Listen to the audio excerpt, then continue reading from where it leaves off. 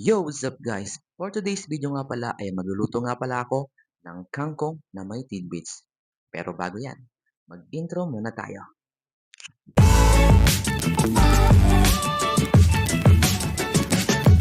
Ang una ko nga palang ginawa mga idol ay naghiwa nga pala ako ng bawang para gawing fried garlic. Pagtapos ko nga itong hiwain, inilagay ko naman ito sa maliit na lalagyan. At sunod ko naman hiniwa itong bawang panggisa. Hiniwa ko lang ito sa maliliit na size, gayon din ang sibuyas. Tapos ko ang hiwain ang sibuyas at bawang, siniperate ko nga lang muna itong pineapple tidbits. Hiniwalay ko lang muna ang laman nito. Yung syrup nito gagawin natin pangsabaw sa ating lulutuin.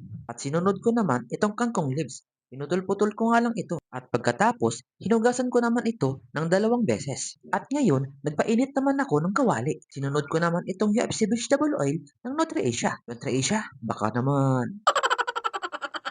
Pagtapos kang uminit ng mantika, prinito ko nga muna itong garlic para itappings mamaya. Hintayin nga lang natin mag-golden brown. Pagtapos, hanguin na natin. At nagisa na nga ako dito ng sibuyas at bawang. Sinunod ko naman itong alamang at haluin lang natin ng ilang minuto.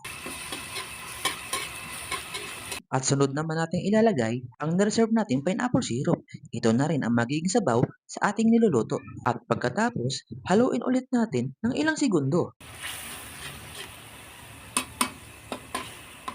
Ilagay na rin natin ang kangkong leaves. Pakuluan lang ito ng ilang minuto kasi mabilis lang naman itong maluto.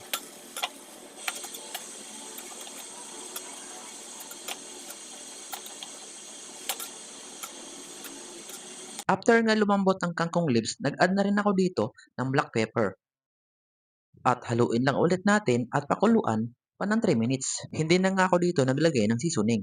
Sa alamang pa lang at pineapple syrup, eto na yung nagsisilbing seasoning. At dahil sa amoy pa lang, ulam na! After nga ulit ng 3 minutes mga idol, ito na nga yung last na ilalagay natin, ang pineapple tidbits. Pakuluan lang ulit natin at haluin ng 1 minute.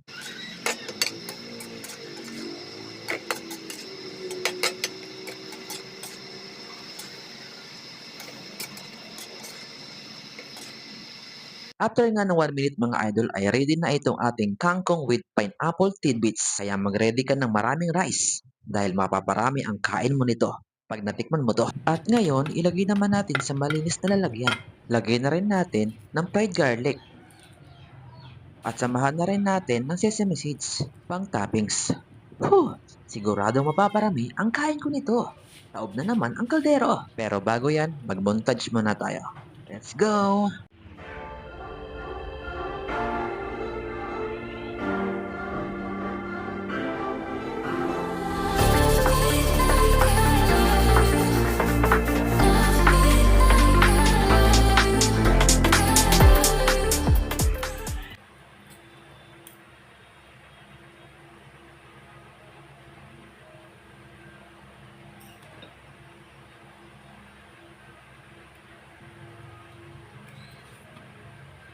At kung nagustuhan mo ang video ito, mag-subscribe na at pindutin ang notification bell para updated ka sa mga bago kong video na i-upload gaya nito. Bye-bye! Maraming salamat!